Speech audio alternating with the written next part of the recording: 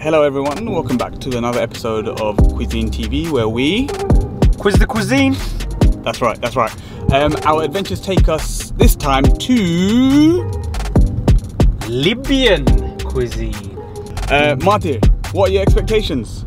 I'm very excited about this one because the restaurant we're going to is much like a restaurant we've done in the past in that it specializes in Libyan cuisine, but there's also elements of neighboring Moroccan, neighboring Algerian, neighboring Tunisian as well.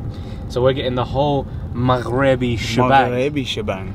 And obviously that part of the world is even more exciting because we know of influences from across the globe. So Morocco, they've had influence from the Spaniards, from the French, and Libya, colonized by the Italians for decades. So there's going to be a mix of so many different places represented in this restaurant, and the food's going to be, you know, a real melting pot, I think, of loads of different things.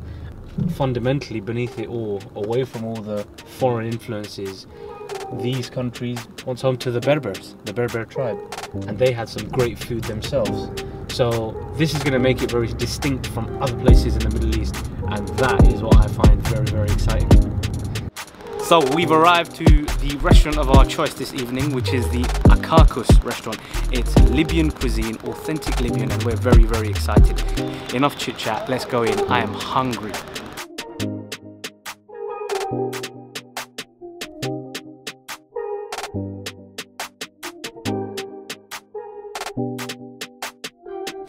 Okay, so to kick things off, I'm going to be trying sharba. This is a traditional Libyan soup, and it sounds and looks absolutely amazing. I've never tried it before.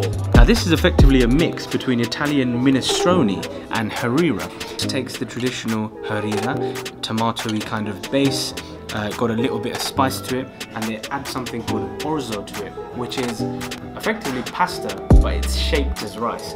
They've added that in, and you've got a fat chunk of lamb in there as well. And mixed in there are some chickpeas, parsley, dry mint leaves, and some lemon. This is gonna be so good. I can just tell. Let's give this a go.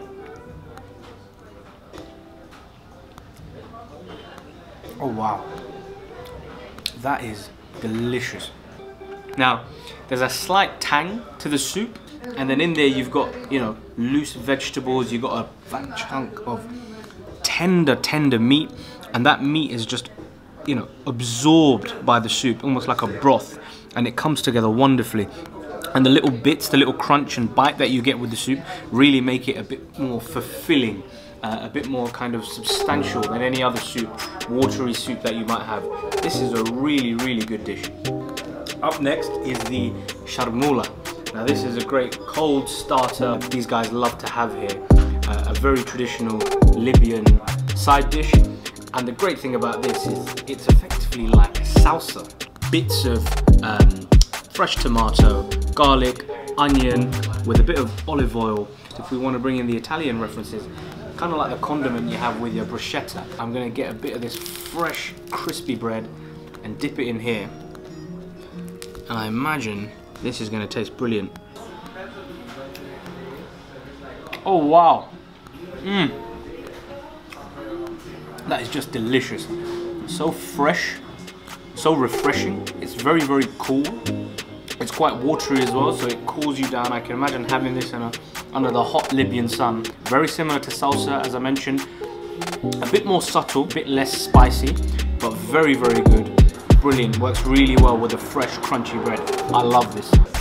Alright, so we've got something called the mbaton. This is very Libyan. It's basically 2 sliced potatoes with mincemeat in between. So actually, it's like a mincemeat burger, but potatoes on either side. I think it's going to be quite filling, but I'm going to give it a shot. Let's see what this is about.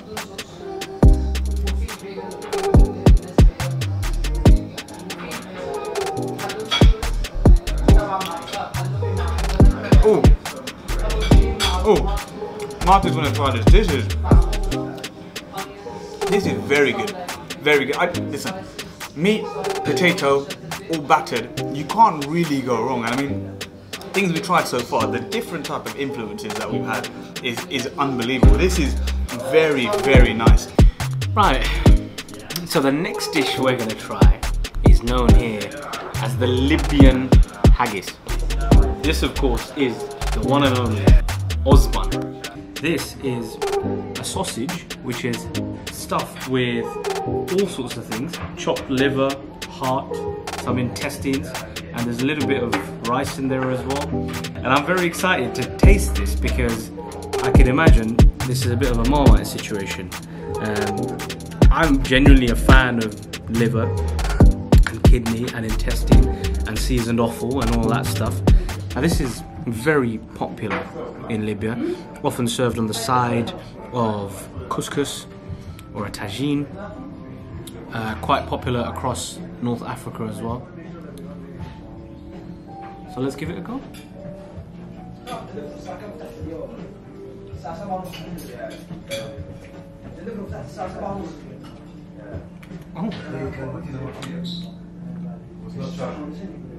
Oh, that's actually really, really nice. Oh wait, there's the aftertaste. Okay, so it's nice. I enjoy it. There is a bit of an aftertaste. The aftertaste that you expect from the liver and the heart and all of that kind of stuff. The texture, quite mushy. If you've tasted heart and you've tasted kidney, you know what I'm talking about when I say it's quite a mushy texture. In between bits of that is that rice, which give it a new kind of dimension. Spiced well, but overall, I've actually enjoyed that, and I'd order it and I'd eat it. Definitely had a lot worse, as you remember. Alright, so Marty actually suggested that I should try this as well. I'm actually quite anxious, so I love innards. I like heart, I like kidneys, I like liver, I like all of that. This is a little bit of a different experience for me. So the Ossban is Libyan's version, let's say, of haggis. Now I spent a lot of time in Edinburgh, tried vegan haggis, because obviously it's not halal, but this is probably the closest that we're going to get to an actual haggis. So without further ado,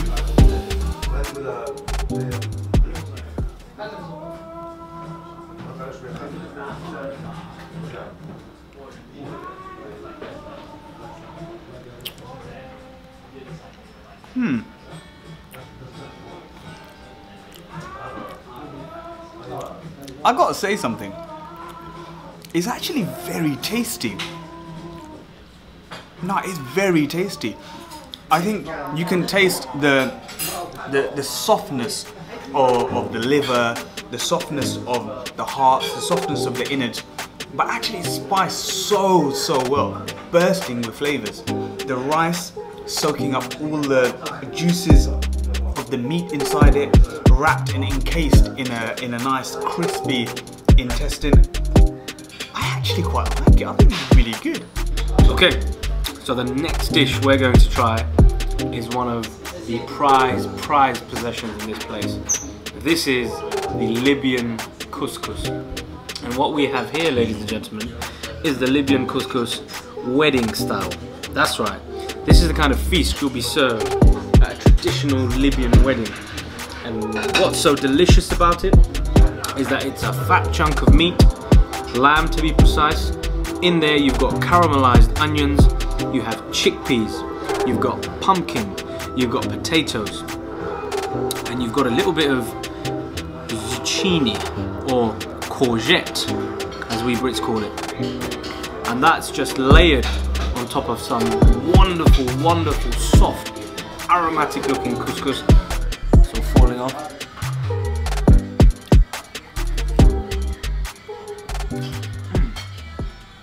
Oh, that is glorious. Everything in this dish is soft. You often get a complete type of textures in one plate when you have them. The texture, other than the couscous, everywhere is the same. I definitely want to attend a Libyan wedding now, because I could eat this stuff all day. I have something in front of me which is very Libyan. This epitomizes the mix of culture, mix of food. What we have here is called the Rashta, and what this essentially is a piece of lamb or a piece of meat on the bed of some noodles slash pasta covered in caramelized onions and chickpeas.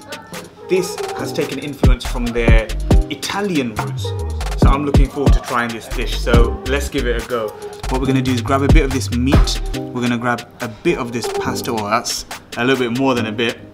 We're going to put that there, we're going to get some of this caramelized onions, and we're going to have a very, very big mouthful. Look at that. Look at that.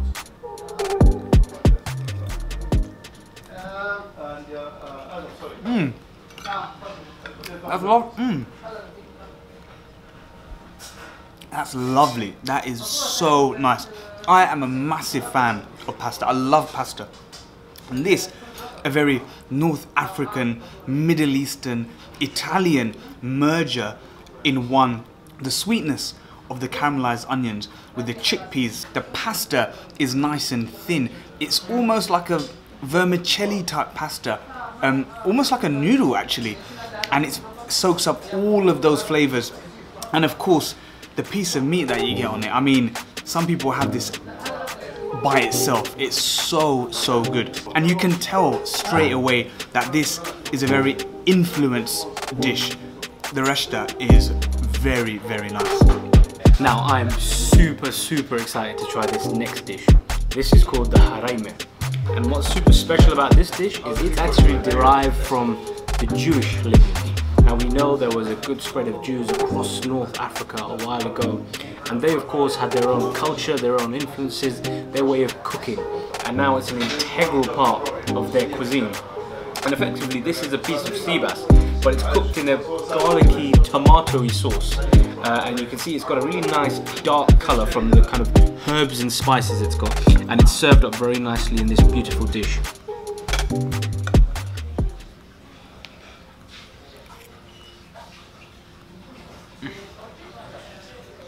Oh my word.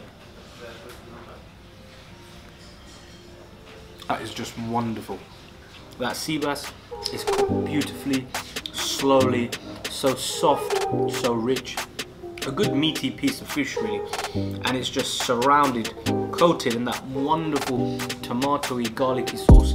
It's got a good amount of salt to it as well, a hint of that sprinkled spice herb that they put onto it as well, which gives it this really, really luscious taste. Oh, I really, really like this.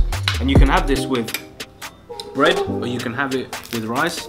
We've opted for bread in this case, so I'm just going to get a little bit of that sauce as well, just to appreciate it for what it is. A little bit of fish. You can just see the bread soaks it all up wonderfully. Wonderful. Almost has a smoky element to it as well. That is fantastic. So we have finished our meal at Acacus, the Libyan specialist restaurant near Baker Street. What did you make of it, Martin? It was very good. A new experience, an authentic experience. It's one of those places that encapsulates loads of different traditions and cultures and makes it its own. You know me, I love that kind of stuff. I love a place that's got, you know, a concoction, a different history of different cultures, and that's exactly what this Libyan cuisine was. And all round it was glorious. I really liked it.